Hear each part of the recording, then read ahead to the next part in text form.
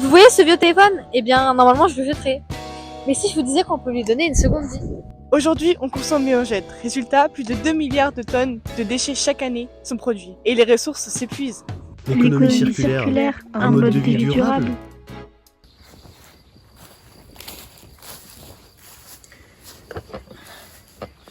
Que je vous montre l'économie linéaire. En gros, ça consiste à produire, ensuite à consommer et enfin jeter.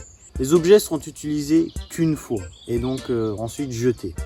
Prenez cette bouteille en plastique par exemple. Elle va être produite, ensuite je vais boire, glou glou glou, et ensuite elle va être jetée. Et c'est la fin de sa vie. Que je vous présente maintenant l'économie circulaire. Et là, ça consiste à produire, consommer et ensuite à recycler. Ça, c'est le truc important, car là, les déchets deviennent des ressources. Reprenons la bouteille en plastique. Elle va être produite, ensuite je vais la boire, et ensuite elle va être recyclée. Je vais le mettre dans une poubelle à recyclage. Mais voyons, une bouteille en plastique, c'est pas le meilleur des exemples. Car en fait, que 10% des plastiques dans le monde sont en fait recyclés. Cette bouteille est une exception, car ça dit que c'est une bouteille 100% en matière recyclée. Mais ceci n'est pas le cas pour tous les plastiques. Et la plupart des plastiques ne sont pas recyclables. Une petite précision, c'est soit à cause de leur structure chimique qui est trop complexe à décomposer et ensuite réutiliser, soit c'est juste pas rentable de recycler certains plastiques, car ils sont trop légers et ne contiennent pas assez de matière. C'est ici que vient l'upcycling, ou le surcyclage. Ça consiste à prendre des déchets, comme cette bouteille en plastique, et en faire quelque chose de nouveau avec. D'apporter une nouvelle valeur à l'objet. L'upcycling est aussi présent dans la fashion, où des gens utilisent des textiles déjà utilisés pour faire de nouveaux habits. C'est aussi présent dans l'art, où des artistes utilisent plein de déchets pour en faire une œuvre. En fait, les déchets vont reprendre une nouvelle valeur.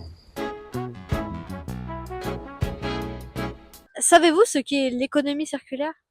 Non, absolument pas. Absolument rien. Donc vous allez le découvrir au fur et à mesure des questions. Donc tout d'abord, recyclez-vous quotidiennement. Oui, je trie mes déchets. Ah oui, oui, tout à fait. Donc, les putrescibles dans un même sac noir, tout ce qui se recycle, les contenants dans un sac jaune, et le verre à part. Vendez-vous des produits que vous n'utilisez plus mais qui sont réutilisables comme sur des plateformes de e-shopping ou autres? Oui, je vends souvent mes vêtements ou les jouets que je n'utilise plus sur des plateformes comme Vinted ou Le Bon Coin. Alors non, Vraiment pas? non. Et utilisez-vous ou achetez-vous de la seconde main et si oui, quel type d'objet? Non plus, pas tellement. J'avoue que non. Même pas dans des friperies? Non, par contre, je prends volontiers des vêtements de mon compagnon garçon. Voilà, qu'il ne met plus. Et lui, je lui donne des vêtements, puisque nous faisons à peu près la même taille, des vêtements un peu mixtes. Donc, on fait des échanges comme ça. Alors j'achète ce dont j'ai besoin, notamment cette cravate et cette chemise. J'achète beaucoup de vêtements de seconde main. Dans des friperies? Oui, beaucoup. Commandez-vous sur Shein ou sur des sites de fast fashion? Jamais. Jamais. Jamais. C'est horrible. Les conditions de travail sont pitoyables. Et savez-vous que leurs produits sont faits quasiment que de plastique et beaucoup sont rejetés dans les océans et que ça pollue énormément? Oui, je le savais. Alors non, parce que ça me semble pas être de qualité. Je pense effectivement qu'ils n'ont pas de comportement responsable et c'est une machine à faire de l'argent. Avez-vous l'habitude de réparer ou de jeter? Alors, moi j'aurais tendance à jeter, mais mon compagnon répare absolument tout, donc maintenant j'ai compris que je pouvais lui donner à réparer. D'accord. Jeter.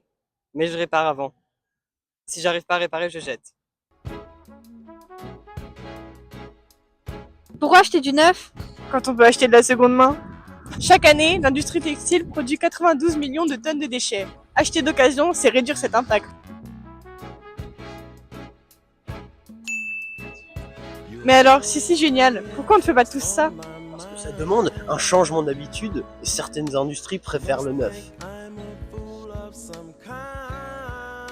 Et puis tout ne peut pas être recyclé indéfiniment. Par exemple, le plastique a une durée de vie limitée. Alors, prêt à changer vos habitudes? On peut tous agir, moins gaspiller, acheter de la seconde main, recycler.